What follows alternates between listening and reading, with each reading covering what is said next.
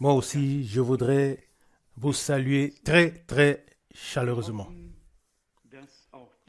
Nous espérons que même ceux-là qui sont ici pour la première fois, nous espérons qu'ils se sentent bien, qu'ils se sentent à la maison et qu'ils reçoivent la bénédiction de Dieu. Nous avons déjà chanté des merveilleux cantiques et nous avons lu un merveilleux psaume ensemble. Que pendant ces réunions, nous puissions être concentrés, vraiment concentrés, afin de faire à nouveau l'expérience de Dieu, expérimenter Dieu, et que à la fin nous puissions dire que c'était bien d'être ici, que la bénédiction puisse couler au-delà de toute mesure. Dans le cantique, nous avons chanté « J'ai besoin de toi, bien-aimé Seigneur. J'ai besoin de toi. J'ai besoin de ta sainte puissance. » Frère Rousse a posé la question « Qui n'a pas besoin de lui? Qui n'a pas besoin de lui? » Chaque personne qui voudrait être sauvée a besoin de celui qui seul peut sauver. Et c'est le cas pour nous tous. Quiconque souhaite recevoir le pardon doit avoir celui par qui nous avons reçu le pardon. Quiconque souhaite être guéri a besoin de celui qui nous a apporté la guérison. En lui, nous avons littéralement tout en tout. Et puisse-t-il vraiment devenir en ces jours pour nous tout en tout. Dans le cantique que nous avons chanté en premier, il est dit «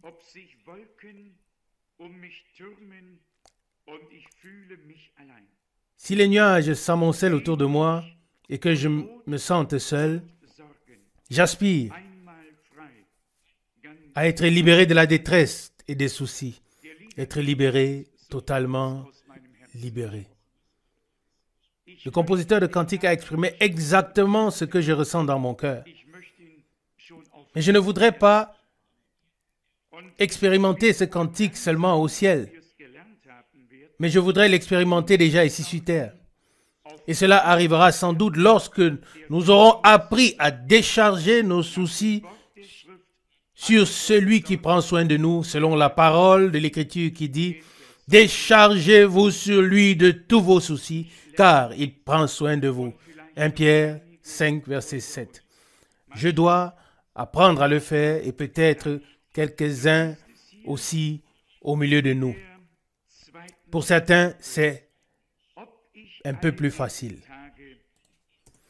Puis dans le deuxième strophe, il est dit, dans ce cantique, « Même si je passe tous mes jours ici-bas sous la croix et que les autres cueillent des roses, moi, je ne vois que des épines. » Le plus important, c'est qu'à la fin, nous soyons couronnés. Notre Seigneur est celui qui a porté la couronne d'épines et nous devons porter la couronne de la vie.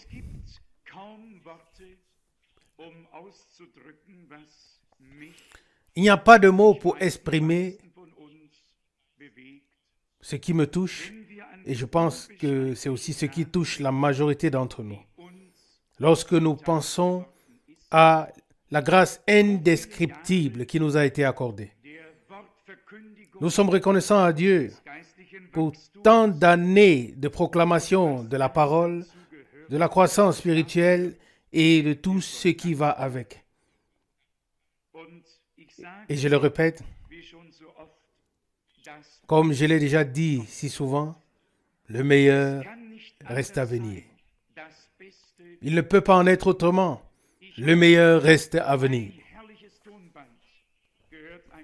J'ai écouté un magnifique enregistrement, une prédication de Frère Branham, et je voudrais vous la traduire à tous de tout mon cœur.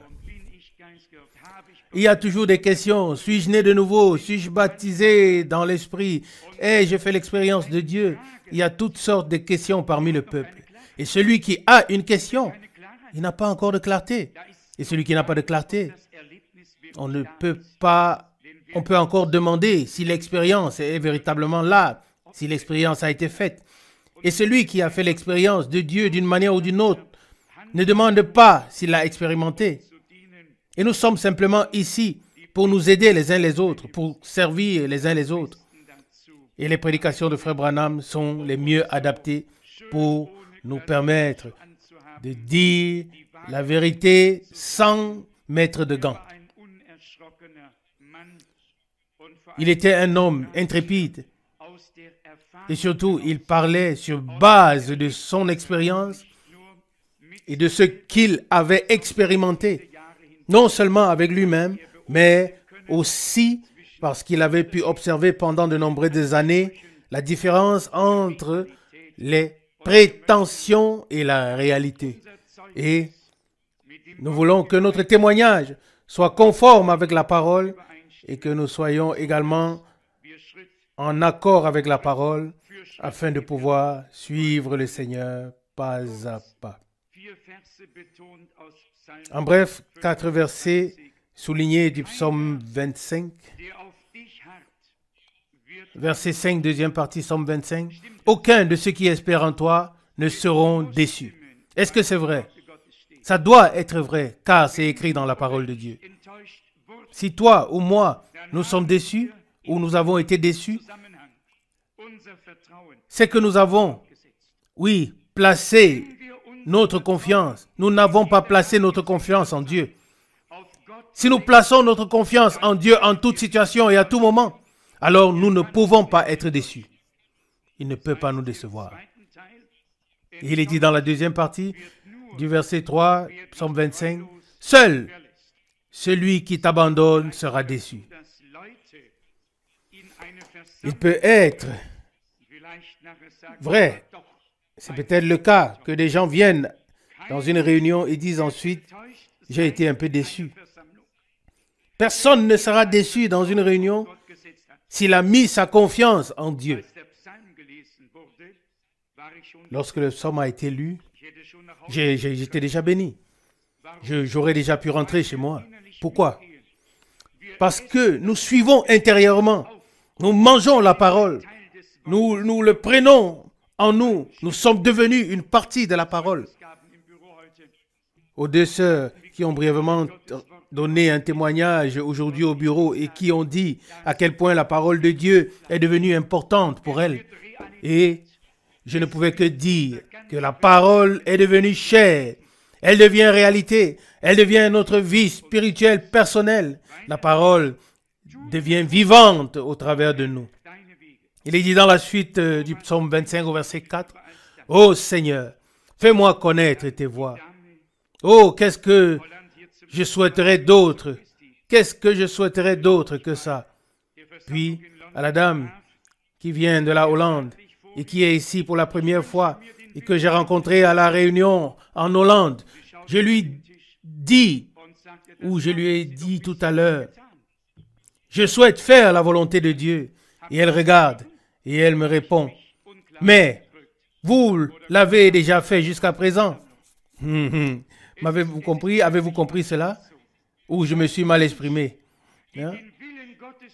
Ou n'y a-t-il aucune réaction dans l'assemblée? Il arrive parfois que des personnes qui font déjà la volonté de Dieu aspirent encore plus, encore plus, encore plus. Et d'autres ne s'en occupent pas et suivent leur propre chemin. Mais cette parole ou cette phrase m'a touché. Au moment même où nous aspirons ardemment à faire la volonté de Dieu, nous sommes déjà dans la volonté de Dieu. Qu'a dit notre Seigneur autrefois lorsque Marie avait menti? Oh, qu'est-ce que je viens de dire? Marie a vraiment menti? Tu secoues la tête de gauche à droite. En Inde, cela signifierait oui, mais chez nous ici, ça signifie non. Vous pouvez le lire dans Luc, l'évangile de Luc. Marie dit à notre Seigneur, lorsqu'il était resté à Jérusalem à l'âge de 12 ans, Luc chapitre 2, verset 48, « Ton père et moi t'avons cherché. » Que voulait-elle dire par là? Elle a attribué notre Seigneur à Joseph. Et qu'est-ce que le Seigneur a fait? Il a corrigé directement et a dit, « Ne saviez-vous pas que je dois être dans la maison de mon Père? » Il a corrigé immédiatement, verset 49. Ça, c'est notre Seigneur. Il corrige immédiatement. Nous avons parfois du mal à nous exprimer et cela peut sortir de manière maladroite, mais lui, il corrige immédiatement. Psaume 24, Psaume 25, verset 4. « Ô Seigneur, fais-moi connaître tes voies, enseigne-moi tes sentiers. » Quand il s'agit des voies de Dieu, quand il s'agit de la cause de Dieu, alors nous pouvons témoigner librement qu'il nous a accordé la lumière. Amen. Nous ne faisons pas partie de ceux qui tâtonnent dans l'obscurité, mais par grâce, une lumière éclatante s'est levée pour nous. Nous pouvons en témoigner librement. Nous pouvons marcher dans la vérité sur le chemin du salut, comme il est écrit ici. Le verset suivant, verset 8, psaume 25, « Le Seigneur est bon et droit. C'est pourquoi il montre aux pécheurs le droit chemin. » C'est lui qui a pu dire, « Je suis le chemin, la vérité et la vie. » Jean 14, verset 6. Aujourd'hui encore, nous montrons le même chemin aux hommes, car il y a un seul chemin, Jésus est ce chemin. Quiconque voudrait entrer par un autre chemin n'y arrivera pas. Puis il est dit au verset 12, psaume 25, « Qu'en est-il de l'homme qui craint le Seigneur? » Le Seigneur lui montre le chemin qu'il doit choisir. Que Dieu nous accorde à tous la crainte de Dieu et nous montre le chemin que nous devons choisir. Puis le verset 15, aussi précieux, « Mes yeux sont toujours tournés vers le Seigneur, car il délivrera mes pieds du filet. » Loué soit son nom. Il est assez fort pour le faire. Il me tenait à cœur, dès le début de ces réunions, de définir, je voudrais dire, le mot-clé, le thème, le fil de conduite. Et cela c'est, nous voulons voir Jésus. Que cela résonne en nous tout le long de ces jours et que nous en fassions l'expérience. Nous voulons voir Jésus. Nous voulons l'expérimenter. Nous voulons sentir sa présence. Nous voulons qu'il nous parle, qu'il agisse au milieu de nous. Et pour nous y préparer, je voudrais vous lire la parole d'Hébreux chapitre 10. Hébreux chapitre 10. Il faudrait en fait lire à partir du verset 11, mais vous connaissez le contexte, à savoir que le Seigneur s'est offert lui-même comme sacrifice. Et puis il est écrit au verset 18, peut-être même faudrait-il lire un peu avant. Il faudrait lire à partir du verset 16 pour comprendre le contexte. Hébreux chapitre 10, verset 16. Ceci est l'alliance. Voici l'alliance que je ferai avec eux après ces jours-là, dit le Seigneur. Je mettrai mes lois dans leur cœur et je les écrirai dans leur esprit. Verset 17. Et je ne me souviendrai plus de leurs péchés et de leurs transgressions. Verset 18. Or, là où il y a le pardon des péchés, il n'y a plus besoin d'offrande pour le péché. Et à cela, nous pouvons tous dire Amen. Et au verset 19, il est dit, Ainsi donc, frères bien-aimés, puisque nous avons, au moyen du sang de Jésus, une libre entrée dans le sanctuaire céleste, verset 20, par la route nouvelle et vivante qu'il a inaugurée pour nous à travers le voile, c'est-à-dire à travers sa chair. Amen. Dans le psaume, nous avons lu que le Seigneur lui montre le chemin. Et si le chemin nous est montré, l'accès se fait par le sang de Jésus-Christ, notre Seigneur et Sauveur. Et nous croyons de tout notre cœur que le chemin est ouvert, effrayé, que le voile du temple est déchiré. Le pardon, la grâce et le salut ont été accordés à tous ceux qui y croient de tout leur cœur. Celui qui ne croit pas mourra dans son péché. Mais celui qui croit a déjà été délivré de son péché, car notre culpabilité et notre châtiment ont été placés sur lui afin que nous ayons la paix, et par ses meurtrissures, nous avons été guéris. Pas que nous serons guéris, mais nous avons été guéris. Croyons-le aujourd'hui de tout notre cœur, et alors nous pourrons être dans la joie. Ce n'est qu'ainsi que nous pouvons être joyeux dans le Seigneur. Si nous croyons bibliquement et savons que le passé a été vaincu ou surmonté et que Dieu nous a accordé le plein salut, le plein pardon, la justification en toutes choses. Amen. Je crois que frère Aman regarde en ce moment vers moi. Oui, c'était une question qui a été posée dimanche à Zurich. Une précieuse sœur âgée m'a dit, « Frère Franck, j'ai ici une prédication de frère Branham. » Et il dit, « Une femme peut certes être pardonnée ainsi de suite si elle a fait ceci et cela, mais elle ne peut jamais être justifiée. » Vous connaissez tous cette prédication si vous l'avez lue de manière attentive. Et nous remarquons que comme dans les prédications du Seigneur, différentes personnes ont été interpellées. Les élus, les appelés, les incrédules, beaucoup ont été interpellés. Nous devons retenir une chose une fois pour toutes. Celui qui a été choisi par Dieu avant la fondation du monde, rien ne lui a été imputé dès le commencement. Car Jésus-Christ, en tant qu'agneau de Dieu, était prédestiné déjà avant la fondation du monde à se sacrifier pour nous, à payer le prix et à réparer le dommage. Alors faisons toujours attention à qui cela s'adresse et ne laissons personne nous priver ou nous voler la joie dans le Seigneur.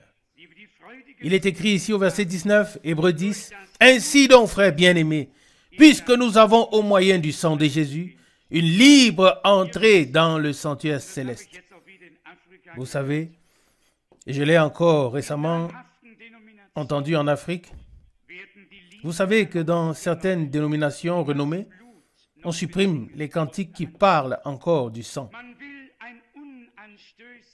On veut avoir des cantiques neutres, des cantiques que les hindous peuvent chanter sans être dérangés, que les musulmans peuvent chanter sans être dérangés. Tout le monde doit pouvoir chanter ou participer sans être dérangé.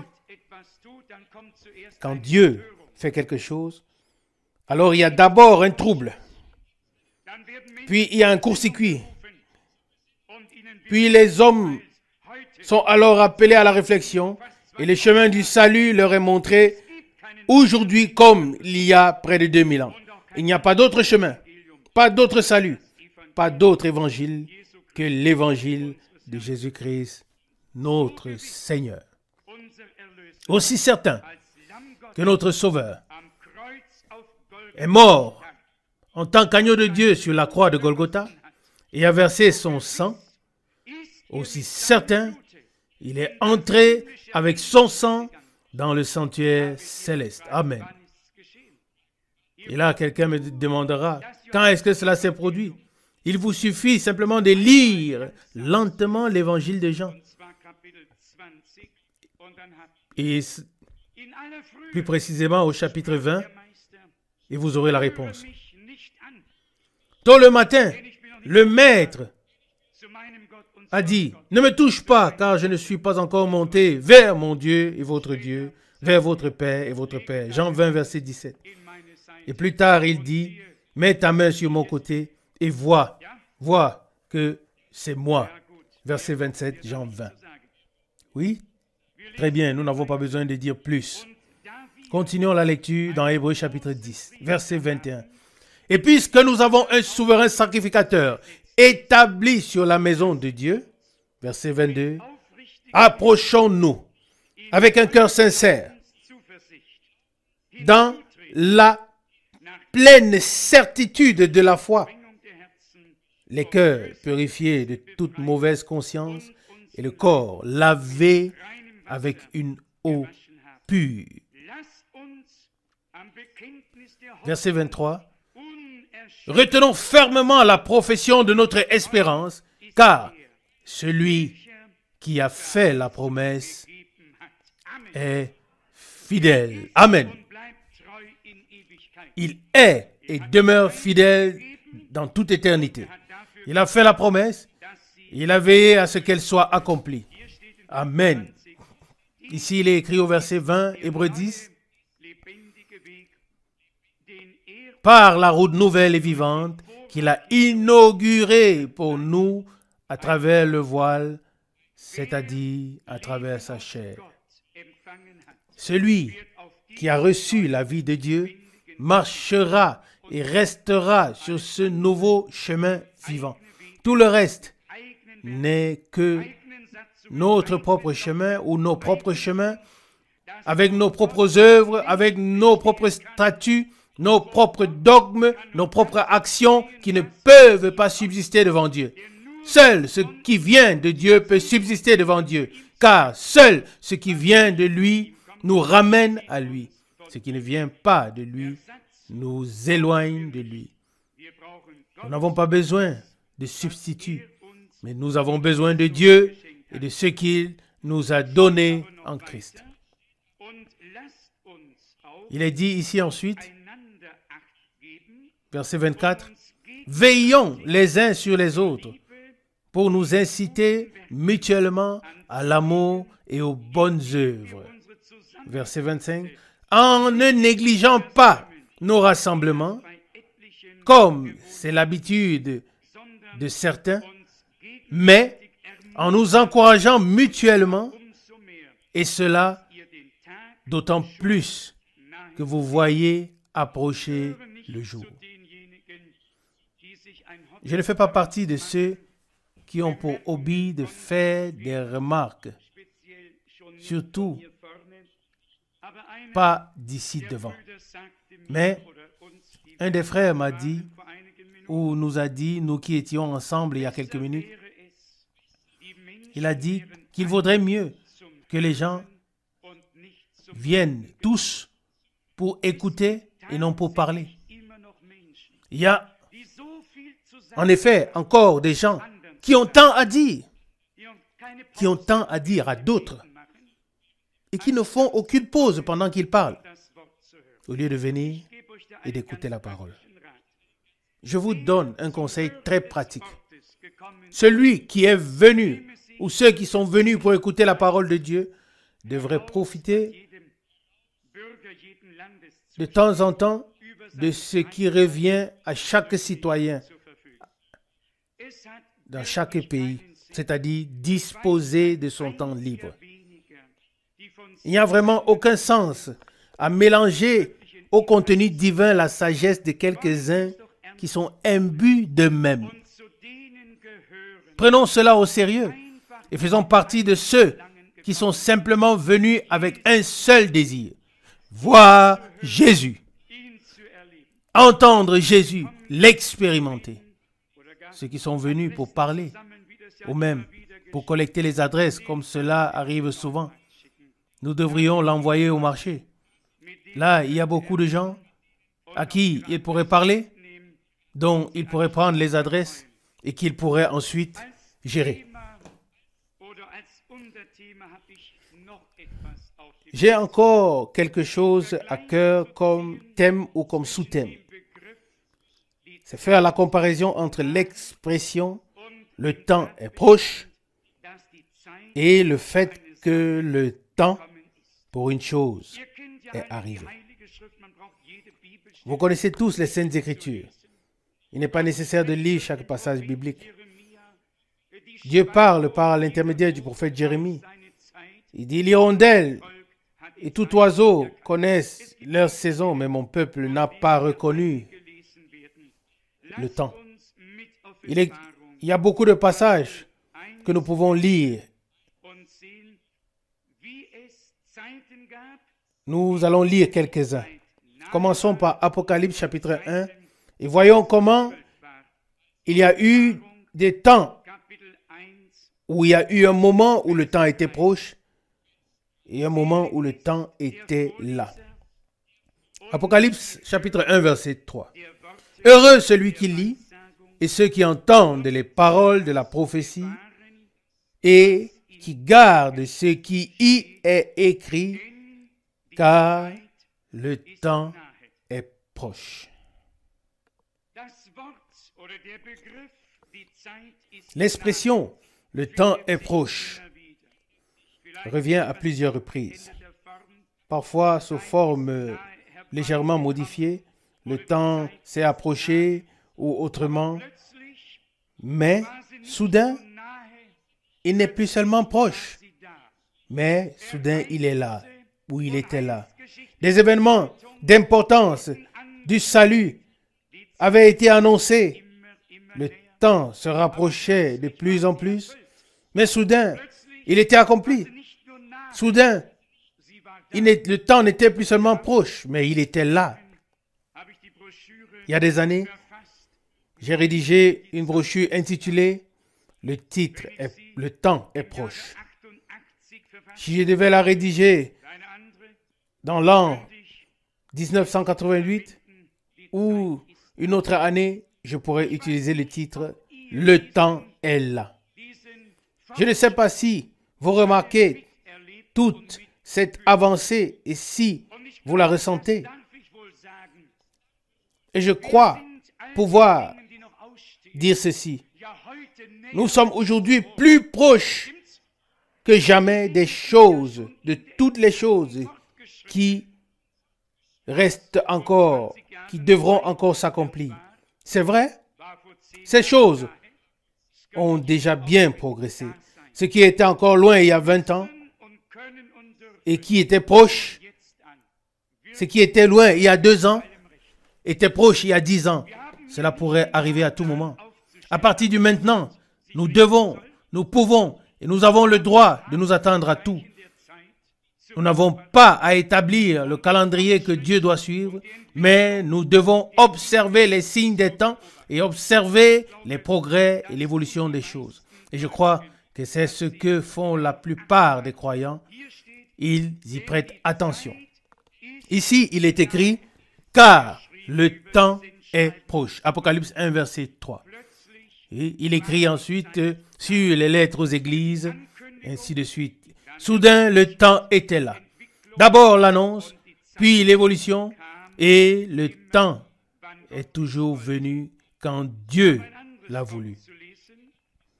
J'ai une autre parole à lire, tirée de l'évangile de Matthieu au chapitre 3. Et nous faisons cela aujourd'hui en introduction de manière spéciale pour graver profondément dans nos esprits cette pensée où la différence entre le temps est proche et le temps est là. Si vous lisez dans l'évangile de Matthieu et peut-être aussi dans la brochure que j'ai rédigée en dernier, nous trouvons à plusieurs reprises des passages bibliques qui disent « afin que s'accomplisse ce qui avait été écrit dans les prophètes ». Il y avait des promesses, des annonces qui ont mis plusieurs centaines d'années à se réaliser et soudain, le temps était là. Le prophète Ésaïe a prophétisé au chapitre 40, une voix crie dans le désert, préparez le chemin du Seigneur. Le temps approchait de plus en plus et soudain, il était là. Soudain, ce que Dieu avait dit dans sa parole s'accomplissait. Et désormais, nous nous attendons à tout. Je le répète, je ne sais pas, je ne connais pas les détails ni leur ordre, mais je sais une chose. Tout ce que la bouche du Seigneur a dit s'accomplira littéralement et mot à mot pour mot. Pas une seule parole de Dieu ne tombera par terre. L'Écriture ne peut pas être brisée. Ce que Dieu a dit est oui et amen. Et que personne ne pense que le diable est encore là. Oui, le diable ne m'intéresse pas. Dieu est le Tout-Puissant. Et ce qu'il ne permet pas au diable de faire, le diable ne peut pas le faire. Oublions le diable et tout ce qu'il fait. Et pensons à Dieu et à ce qu'il fait. Amen. Alors nous serons aidés. Matthieu chapitre 3, verset 1. En ce temps-là, parut Jean-Baptiste et prêcha dans le désert de Judée. Verset 2. Il disait, répentez-vous car le royaume des cieux est proche. Ce qui m'intéresse, c'est l'expression est proche. La différence ou la comparaison entre est proche et est vraiment là. À la Pentecôte, le temps n'était pas seulement proche. À la Pentecôte, le temps était pleinement là, manifesté. Le royaume de Dieu, l'Église de Dieu a été fondée. L'assemblée, le rassemblement rassemblé par le Saint-Esprit. Les choses étaient proches. Soudain, elles étaient là et se sont accomplies. Et il est dit dans la suite, au verset 3 de Matthieu 3, il est écrit, Jean était celui qui avait été annoncé par Ésaïe le prophète lorsqu'il dit, une voix crie dans le désert, préparez le chemin du Seigneur, aplanissez ses sentiers. Vous connaissez tous l'histoire de Jean, ses prédications. Il a dit à tous, oui, ce qui revenait à chacun. Et savez-vous, plusieurs différents groupes sont venus vers lui. Les militaires sont venus et lui ont demandé ce qu'il devait faire en tant que soldat. L'avez-vous déjà lu? L'avez-vous déjà lu? Tout le monde ne se coupe pas la tête. Bon, mais ce n'est pas grave. Mais je vais vous le lire rapidement dans Luc chapitre 3. Luc chapitre 3. Ici, il est écrit au verset 2. Au temps des souverains sacrificateurs Anne et Caïphe, la parole de Dieu fut adressée à Jean, fils de Zacharie, dans le désert. Ça me réjouit. La parole de Dieu, oui, le mandat de Dieu, l'ordre lui a été donné. Dieu a déterminé le moment et l'heure. Et il est dit si bien ici, au temps des souverains sacrificateurs, Anne et Caïphe, la parole de Dieu fut adressée à Jean. Il a dû attendre longtemps. Combien de temps a-t-il dû attendre? Qui le sait? Quand a-t-il paru? Quel âge avait-il lorsqu'il a paru? Pardon? Oui, c'est possible. En tout cas, il a dû attendre très très longtemps. Et attendre est difficile. Particulièrement quand on sait que Dieu a appelé et mandaté. Et qu'il faut ensuite attendre que l'ordre direct arrive. Disant maintenant, maintenant. À ce moment, le temps n'était plus proche. À ce moment, le temps était là. Et quand le temps était là, Dieu a agi. Quand le temps était là, le message a retenti et le peuple est sorti pour l'écouter et se faire baptiser par lui. Amen. Et lui, il a tenu un discours dur et le peuple l'a quand même écouté. Là, je pense à notre bien-aimé frère Branham. Comme il a parfois été dur. Et vous, mes sœurs, vous avez enduré tout ça. Vous avez abandonné votre résistance intérieure et vous vous êtes soumise à la parole. Et c'est pourquoi Dieu a pu vous bénir. Le mystère, le secret, dans l'écoute de la parole réside dans le fait d'écouter ou d'être intérieurement d'accord avec ce que la parole dit et ce qui est proclamé au nom de Dieu. À l'époque, la foule disait, nous avons Abraham pour père.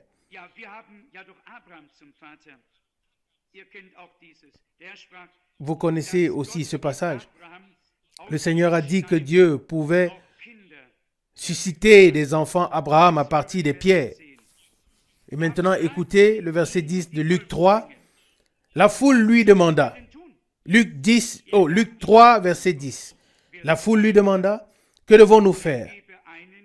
Verset 11, il répondit, que celui qui a 2 tuniques en donne une à celui qui n'en a pas, et celui qui a de quoi manger en fasse de même. Et maintenant vient la suite. Verset 12. Des publicains vinrent aussi pour se faire baptiser et lui demandèrent, « Maître, que devons-nous faire ?» Verset 13, il répondit, « Ne demandez pas plus que ce qui vous est prescrit. » Verset 14, « Les soldats lui demandèrent aussi, « Que devons-nous faire ?» Et il leur répondit, « Ne faites violence à personne, ne commettez pas d'extorsion et contentez-vous de votre salaire. » C'était presque un discours politique. Si l'on disait aujourd'hui aux gens, soyez satisfaits avec votre salaire, alors ils répondraient, pourquoi sommes-nous dans un syndicat? Mais laissons cela de côté. Ici, nous voyons en effet que les gens ont posé des questions. Ils voulaient régler des choses qui n'étaient pas justes devant Dieu. Ce n'étaient pas des pharisiens. Ceux qui avaient déjà reçu leur salaire, car ils ne sont pas venus pour demander que devons-nous faire. Ils se sont dit, nous avons Abraham pour père, et toi, qui es-tu? Mais le peuple est venu et a demandé ce qui est juste devant Dieu. Mais je vais bientôt écrire un livre. Il y a des pensées qui me touchent. Un jour, je vais encore faire bouger les choses. Je ne quitterai pas ce monde avant cela. Je dois, encore une fois, comme Salomon, m'agripper aux 2 colonnes. Une colonne ici, une colonne là. Je dois encore m'agripper aux 2 colonnes avant de partir d'ici. Et puis, la maison devra s'effondrer. Non, il y a des gens qui sont simplement destinés à dire ce que les autres ne peuvent pas dire.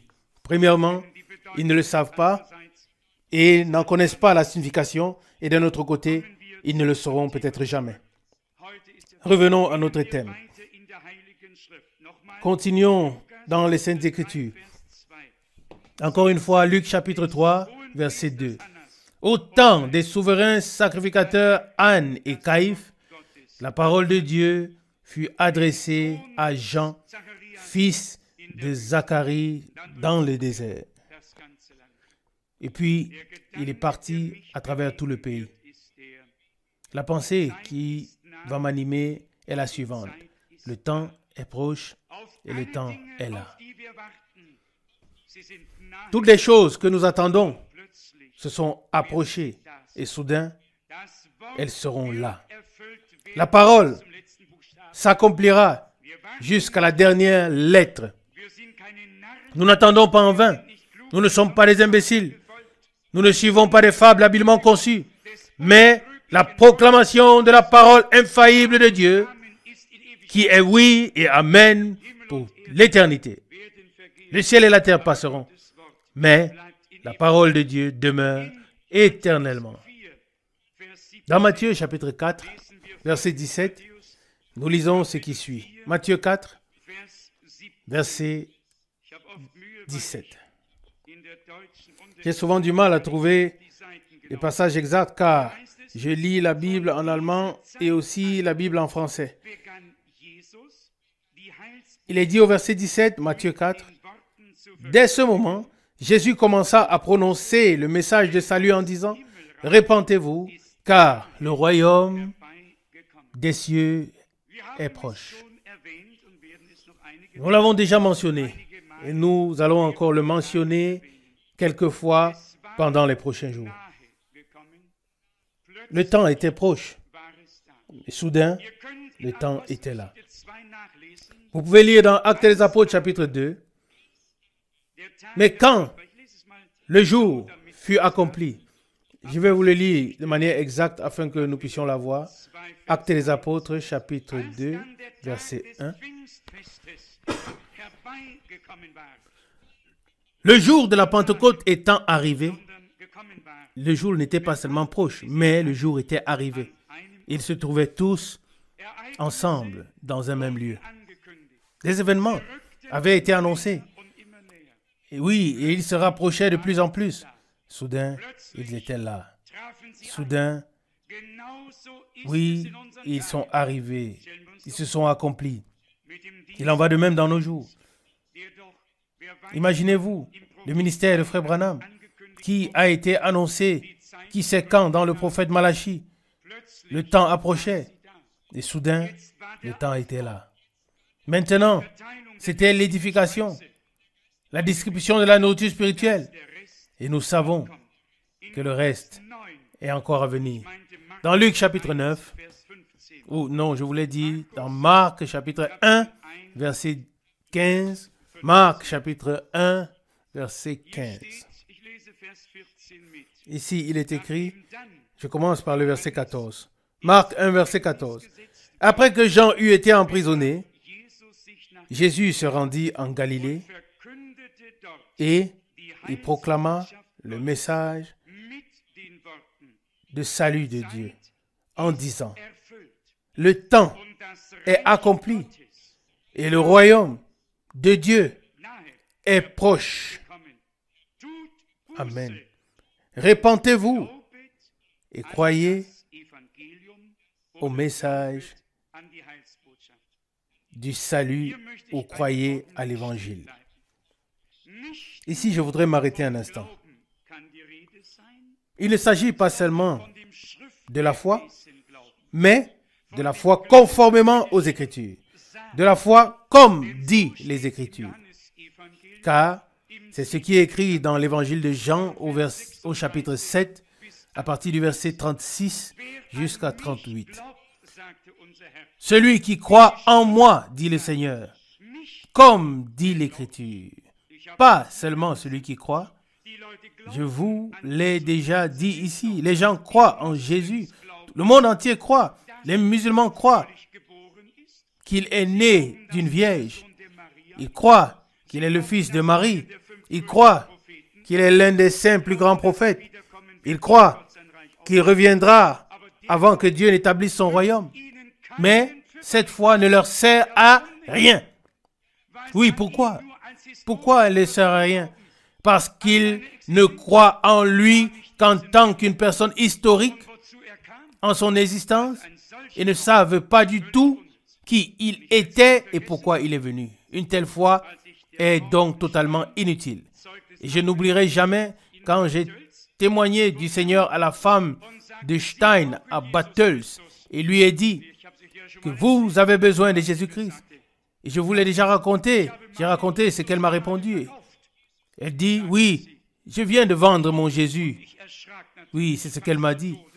Et bien sûr, j'ai failli mourir de peur. Oui, je suis certainement devenu pâle, mais je n'ai pas regardé dans les miroirs. Mais j'ai dit, oui, mais écoutez, que voulez-vous dire par là? J'ai vendu mon Jésus. Et oui, elle a répondu, je l'ai acheté en Tchécoslovaquie, il mesurait 1,20 m et je l'ai gardé chez moi pendant longtemps et puis je l'ai vendu à l'église et maintenant il se trouve là-bas. Ça, ce n'est pas mon Jésus. C'était peut-être son Jésus, mais pas le mien. Le mien n'est pas accroché à une croix fabriquée par les mains humaines, ni en plomb, ni en or, ni en bois. Mon Jésus est l'Emmanuel, le Seigneur des seigneurs, le roi des rois, le sauveur du monde, celui qui nous a rachetés. Amen. Ceux qui disent aujourd'hui, oui, je crois en Christ. Alors on peut directement demander, oui, en quel Christ? Oui, nous sommes déjà à ce niveau. Oui, frère Rousse, tu as aussi gémi à haute voix. Oui, nous sommes arrivés à ce niveau. Aujourd'hui, il faut demander, en quel Christ crois-tu? Je vous l'ai aussi dit ici, quand un homme du Vatican, et les gens sourient déjà partout dans le monde, oui, qu'ils soient des milliers, des dizaines de milliers, ça n'a pas d'importance. Je dis aux gens dans chaque conférence, si je sais que c'est la première et la dernière fois, je n'omets pas deux choses. Je leur dis qui est Jésus et je leur dis qui est l'Antichrist. Oui, c'est deux choses que je ne laisse pas passer. Il semble que Dieu me l'a donné comme ça. Et les frères qui m'accompagnent parfois pendant quelques jours dans le même pays et qui entendent la même chose une fois de plus et une fois encore et revenir encore. Et l'un d'eux m'a demandé après toutes les réunions, frère Franck, comment se fait-il que tu ne prêches pas seulement Christ? Nous en réjouissons, mais tu continues aussi à mentionner cet homme du Vatican. Oui, j'ai répondu, c'est tout simplement nécessaire, c'est nécessaire.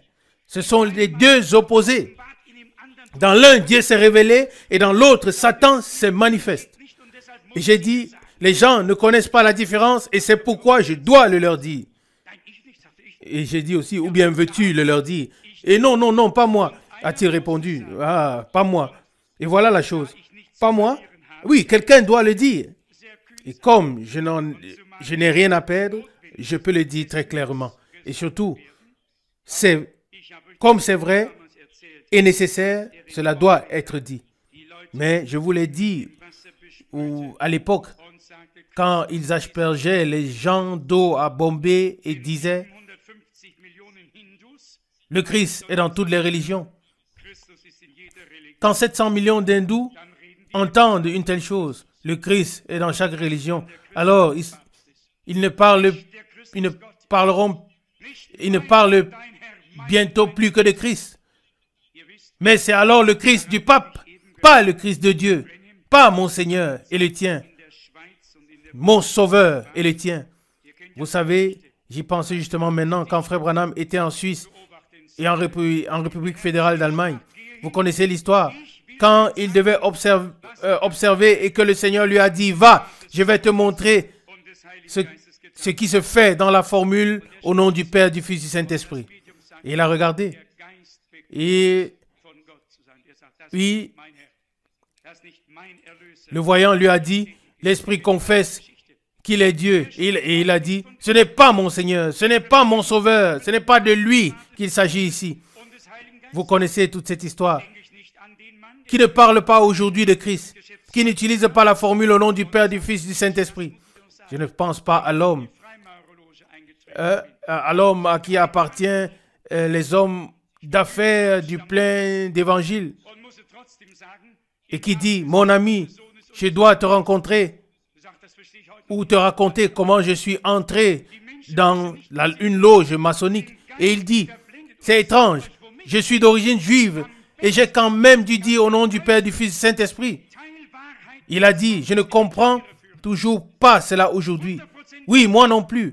Les gens ne savent pas ce qu'ils font. Ils sont aveugles spirituellement. Et je vais vous dire pourquoi. C'est avec des demi-vérités que le diable peut mieux tromper l'humanité. 100%. Il n'y a pas de plus grand mensonge que celui qui contient 99% de vérité et le reste est ajouté et tout est sans dessus, sans dessous. Ce dont nous avons besoin, c'est la pure vérité. Nous avons besoin d'un absolu, d'une proclamation qui soit pure et qui puisse être présentée au peuple de Dieu. Nous avons le droit à une nourriture pure, pas à un mélange dans lequel se trouve la mort que les disciples des prophètes ont rassemblé ici et là, ont fait cuire dans des marmites pour en faire un ragoût. Mais nous avons besoin du pain de vie, de la parole de notre Dieu, aussi fraîche qu'elle est sortie du trône. Elle doit nous être proclamée aussi fraîche. Encore un ou deux passages, dont un est tiré d'Actes des Apôtres. Actes des Apôtres, chapitre 7, verset 17. Acte 7, verset 17. Mais plus le temps de la promesse que Dieu avait faite à Abraham approchait, plus le peuple en Égypte croissait et devenait nombreux. Vous connaissez l'histoire. Ce qui m'importe, c'est ceci. Verset 17, acte 7. Plus le temps de la promesse approchait. Le temps de l'accomplissement de la promesse. Et aujourd'hui encore, nous devons certainement passer par certaines étapes. La distribution de la nourriture, l'appel à sortie, la diffusion du message de Dieu dans le monde entier. Mais ensuite, tout à la fin, le scellement doit avoir lieu. Le premier, où nous devons, du premier au dernier, nous devons avoir la confirmation de Dieu, la certitude qu'il a apposé son sceau sur nous, que nous sommes à lui.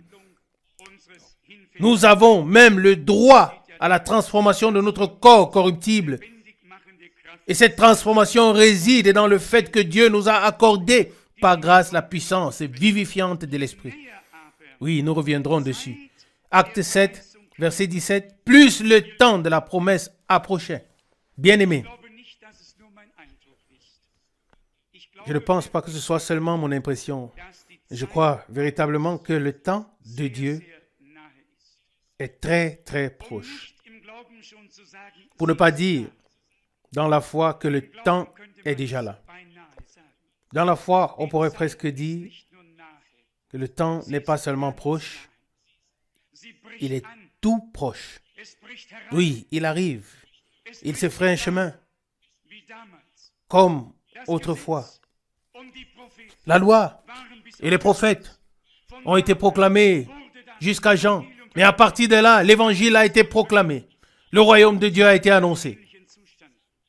Maintenant, nous avons une situation similaire. Les dénominations ont eu leur temps pendant des siècles. Mais il y a eu un moment de l'appel divin et de l'envoi divin avec un mandat divin pour la fin des temps. Et parce que nous le savons, nous savons aussi que le temps des dernières choses et des choses finales doit être très proche. Je vais vous lire quelque chose. Vous savez que Frère Branham a parlé de l'heure de Carmel, le mont Carmel, et dans 1 Roi chapitre 18 au verset 18, 1 Roi chapitre 18, il y a quelque chose de magnifique au verset 36. 1 Roi 18, verset 36. Lorsque le moment fut venu, Amen. Lorsque le temps fut venu d'offrir l'offrande, le prophète Élie avança et pria. Quand le temps était là, oui, il n'a pas fait 3 tentatives en disant, voyons voir, l'heure est avancée, je vais essayer, peut-être ça va marcher. Non.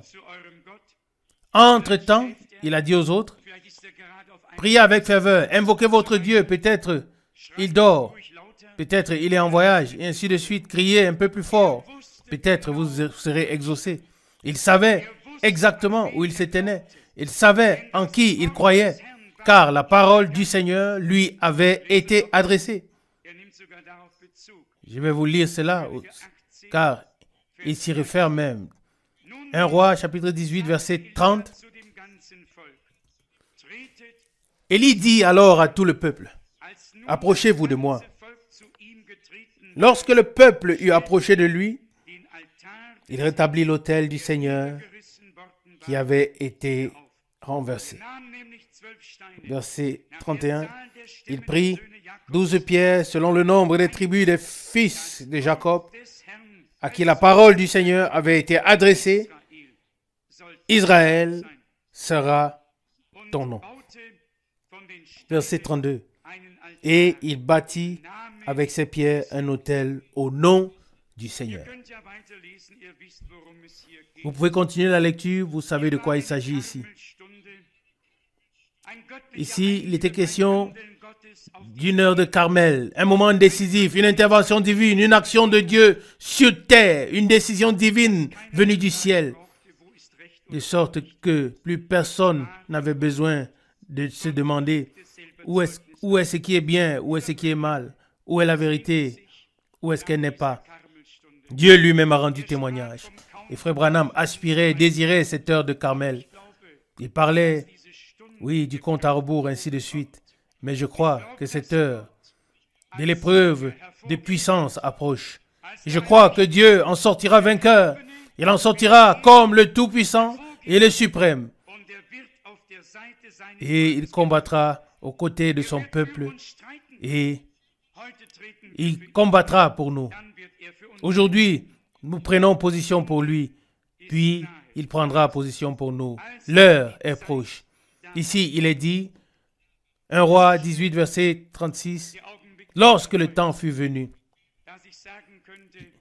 Oui, j'aurais aimé que le moment soit aujourd'hui où je peux dire, l'heure que nous attendions est venue. En ce jour-là, je n'aurai plus un visage triste. En ce jour-là, la joie et l'allégresse rempliront le cœur des croyants, de ceux qui ont fait confiance à Dieu, de ceux qui ont traversé toutes ces épreuves. Je sais comment cela se passe. Le monde entier se réjouit, tandis que le peuple de Dieu doit subir le mépris, l'incompréhension, la calomnie. Mais, quand l'heure viendra, l'heure de Dieu, alors nous serons, je le dis tel que c'est, alors nous serons ceux qui riront. Aujourd'hui, nous sommes ceux qui pleurent, ceux qui souffrent. Mais alors, nous serons ceux qui se réjouiront de ce que Dieu fait. Amen. Notre Seigneur a dit un jour, mon heure ou mon temps n'est pas encore venu, mais votre temps est toujours prêt, selon Jean 7, verset 6. Gardons à l'esprit que les choses de Dieu ont toutes leur temps et leur heure. Premièrement, elles sont annoncées, puis elles se rapprochent de plus en plus. Comme Jean l'a dit à l'époque, le temps est proche. Il était écrit à propos du peuple d'Israël lorsque le temps de la promesse approchait. Et qu'est-ce qui s'est passé quand le temps est arrivé? Dieu a apparu à Moïse dans le buisson ardent. Le temps était là. Le temps n'était plus seulement proche, mais le temps était là. Et quand le temps fut là, Dieu a agi. Dieu s'est révélé.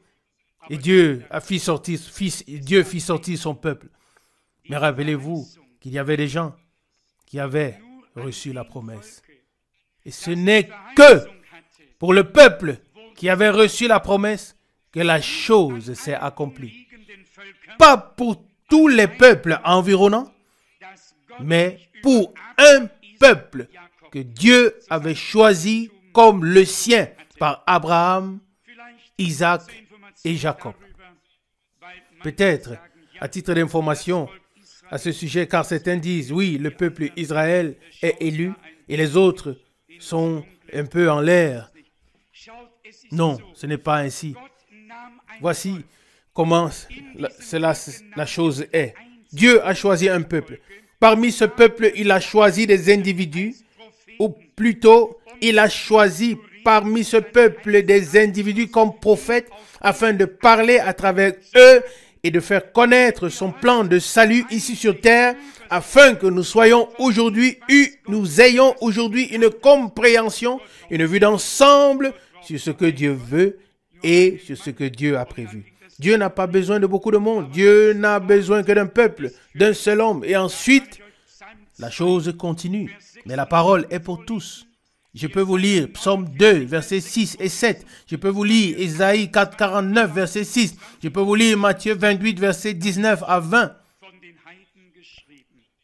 Là, il est déjà parlé des païens, des nations, qui devaient être le salut des peuples, des nations, jusqu'à l'extrémité de la terre. Il est dit, demande-moi les nations et je te les donnerai pour héritage. Osée chapitre 2 verset 1. Ceux qui n'étaient pas mon peuple seront appelés fils du Dieu vivant. Je me suis laissé trouver par ceux qui ne me cherchaient pas. Il y avait suffisamment de passages qui indiquaient déjà que la grâce et le salut seraient également accordés aux nations. Mais Dieu avait besoin d'un peuple et au sein de ce peuple, il a toujours eu des porte-paroles pour annoncer son dessein de salut pour toute l'humanité. Est-ce vrai? Et nous y avons part par grâce. Cette pensée a été exprimée si clairement par mon frère Jacques lors du concile de Jérusalem, de sorte qu'il faille vraiment le lire. Et avec cela, je vais conclure pour aujourd'hui. Actes des Apôtres, chapitre 15, verset 13. Il est écrit, Actes 15, verset 13. Lorsqu'ils eurent terminé de parler, oui, je dois peut-être lire le verset 12, excusez-moi. Verset 12, acte 15. Toute l'assemblée garda le silence et écouta Barnabas et Paul, qui racontaient tous les miracles et les prodiges que Dieu avait accomplis par eux au milieu des païens. Verset 13. Lorsqu'ils eurent terminé de parler, Jacques prit la parole et dit, « Frères, écoutez-moi. » Verset 14. Simon a raconté comment Dieu lui-même voulait d'abord gagner parmi les nations un peuple qui porte son nom. Et avec cela, s'accordent les paroles de tous les prophètes, car il est écrit, « Après cela, je reviendrai et je relèverai de sa chute la tente de David. J'en réparerai les ruines et je la ferai renaître. »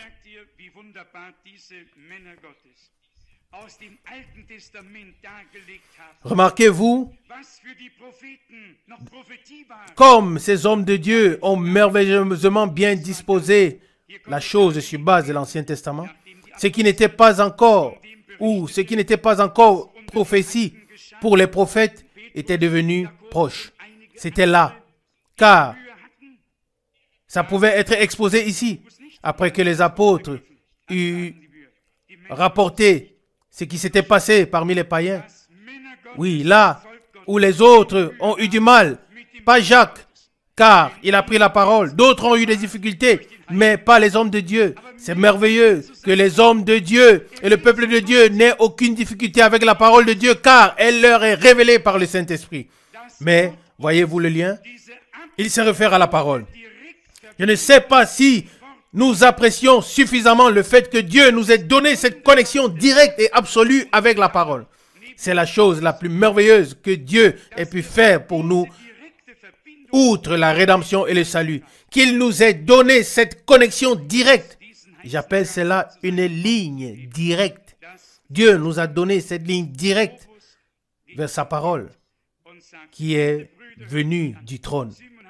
Jacques s'est référé à la parole et a dit, au verset 14, acte 15, Simon-Pierre a raconté comment Dieu lui-même voulait d'abord gagner parmi les nations un peuple qui porte son nom, et après cela, je reviendrai et je relèverai de sa chute la tente de David.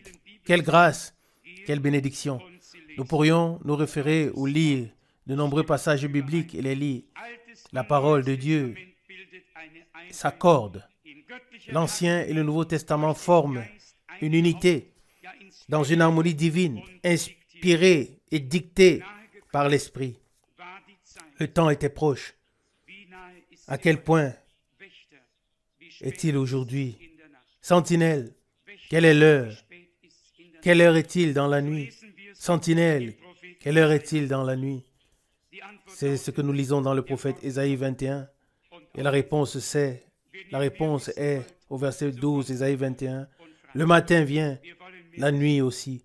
Si vous voulez en savoir plus, revenez et demandez. Oui, nous voulons en savoir plus et nous reviendrons et nous interrogerons le Seigneur et nous dirons, ô Dieu, parle-nous, aide-nous à voir les choses de manière claire.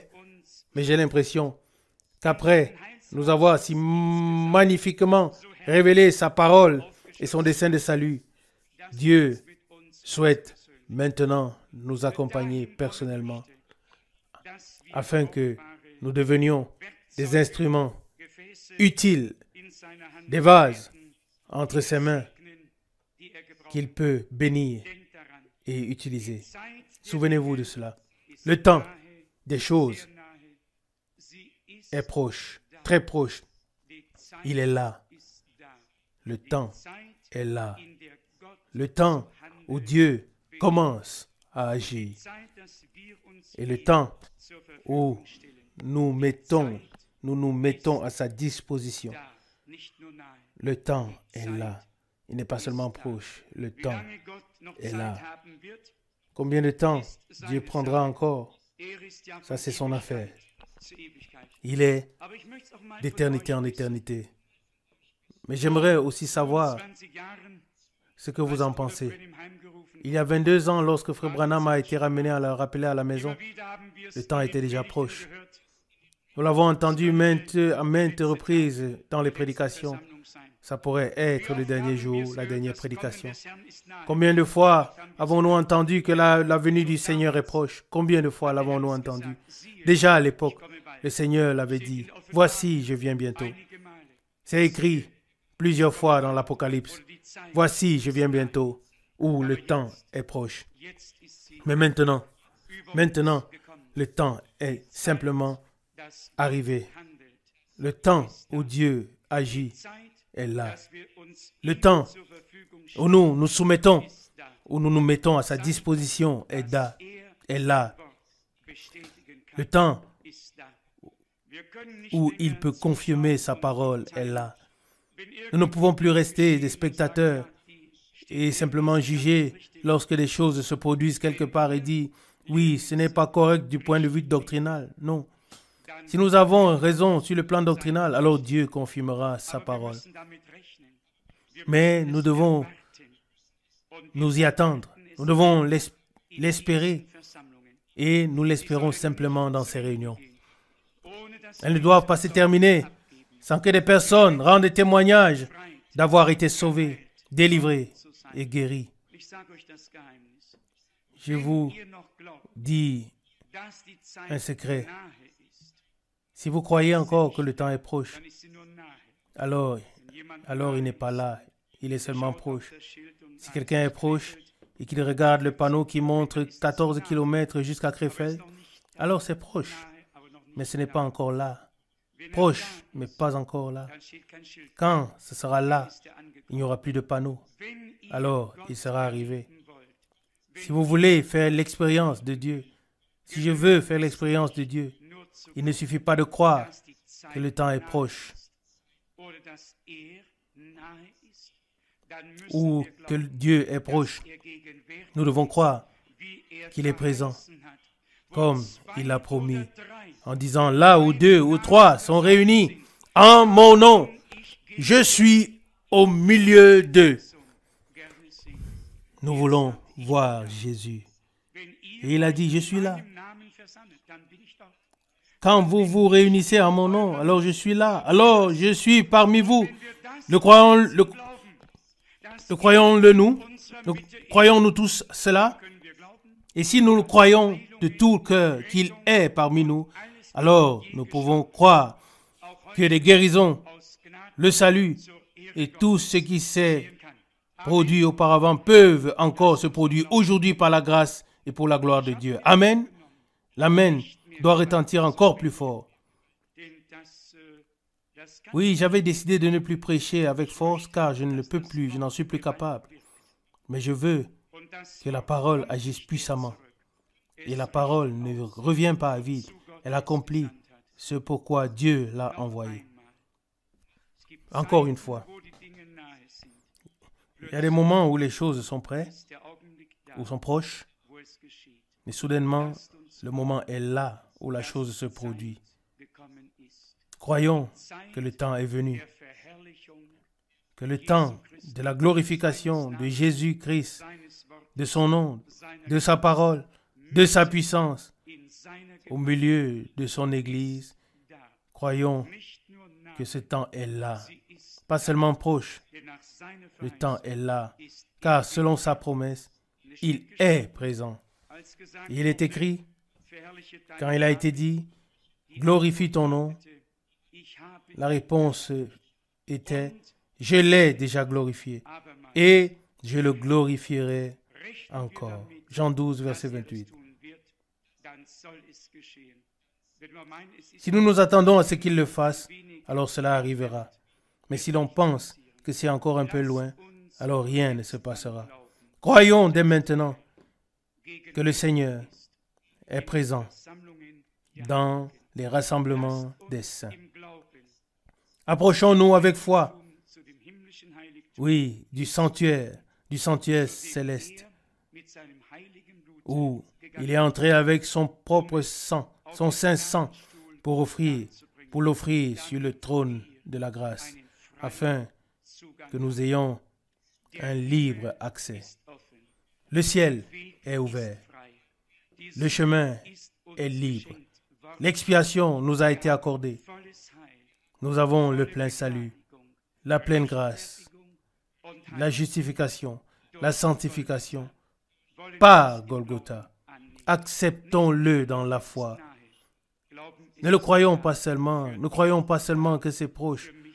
Croyons que c'est là, là pour toi, là pour moi. Aujourd'hui, tu peux l'avoir. Accepte-le et Dieu te bénira. Amen. Levons-nous et prions. Père Céleste, de tout cœur, je te dis merci pour ta précieuse et sainte parole. Je te remercie pour les nombreux exemples que nous y trouvons. Tu as annoncé des choses, puis elles se sont approchées de plus en plus. Tu as fait des promesses, tu as parlé par la bouche des prophètes, et soudain,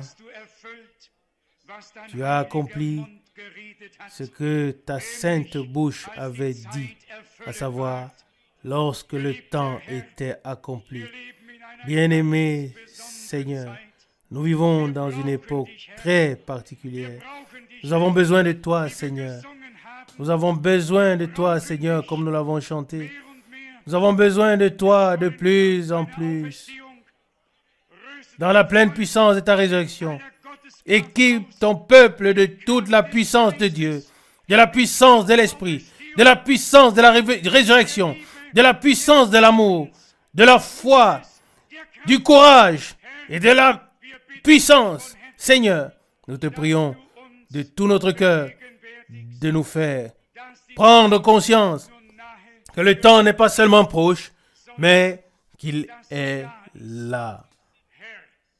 Seigneur, nous nous préparons dès maintenant, intérieurement, à ce que le temps est là. Et que ton heure est là, où tu confirmes ta parole parmi ton peuple. Et Seigneur, je te prie, du fond de mon âme, ne me laisse pas être un obstacle. Si c'est le cas, alors ôte-moi du chemin, avant que je ne puisse gêner ton peuple ou toi-même. Montre-moi le chemin que je dois suivre, la décision que je dois prendre. Je te le demande, à cause de ton saint nom, à cause de ton peuple, qui a le droit de voir la révélation de ta puissance. Alléluia. Seigneur, nous sommes ici. Nous sommes des hommes et nous dépendons de toi. Mais nous croyons en toi et nous te faisons confiance. Tu nous as ouvert les yeux. Le temps est là pour toi d'agir, pour nous d'être à ta disposition. Bien-aimé Seigneur, je te prie encore, avec tous les frères et sœurs, aie ton chemin parmi ton peuple. Amen. Fais pour nous et en nous ce que tu as promis. Accomplis ta parole. Montre que tu es le Seigneur. Que tu nous... Et que tous tes ennemis ont été placés sous tes pieds. Tu es le vainqueur de Golgotha. Tu as totalement vaincu la puissance de Satan. Tu as vaincu l'enfer. Tu as ôté l'aiguillon de la mort. Et tu es ressuscité le 3e jour. Tu vis. Et nous vivons avec toi. Bénis ton peuple. Donne-nous la liberté. Accorde-nous la confiance et la foi en toi. Et aide-nous à nous attendre à ce que tu te révèles. Seigneur, ensemble, nous nous réjouirons si le commencement pouvait déjà avoir lieu, être expérimenté ou être fait en ce jour. Seigneur, nous te confions ton œuvre. Tu l'accompliras de manière glorieuse. Nous sommes l'œuvre de Dieu, l'action de Dieu. Nous te remercions pour cela. Enlève toute tristesse, guéris toute blessure. Mon Dieu, réponds-nous comme nous te le demandons et sois miséricordieux envers chacun afin que personne ne soit lésé. Sauve les perdus, guéris les malades, libère les possédés, confirme ta parole. À toi, Dieu vivant, soit la louange et l'honneur. Seigneur, nous croyons que le temps n'est pas seulement proche. Seigneur, le temps est là. Il est tout simplement là.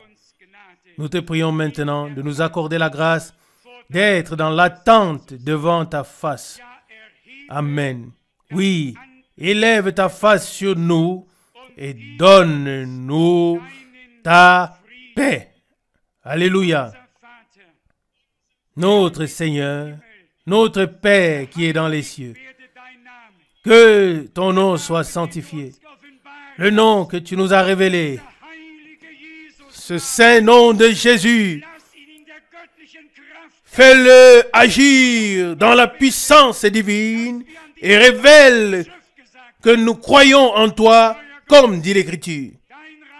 Dieu fidèle, que ton règne vienne. Seigneur, à l'époque, nous pouvions prier qu'il vienne. À la Pentecôte, cela a été inauguré et a commencé. Seigneur bien-aimé, que ta volonté soit faite sur la terre comme au ciel. Je te prie encore une fois, fais que je sois trouvé dans ta volonté parfaite, pas seulement dans ta volonté permissive, mais dans ta volonté parfaite. Bénis avec nous tout ton peuple qui t'adore, en tout lieu, à travers le monde. Brise les murs, ouvre les portes d'airain, car là où tu ouvres, personne ne peut fermer. Seigneur, nous te remercions du fond du cœur de nous accorder, d'avoir part à ce que tu fais maintenant. Tu nous as parlé et c'est pourquoi nous attendons à ce que tu accomplisses ce que tu as promis. À toi, le Dieu Tout-Puissant, soit la louange et l'honneur, la gloire et l'adoration pour l'éternité. Amen. Amen.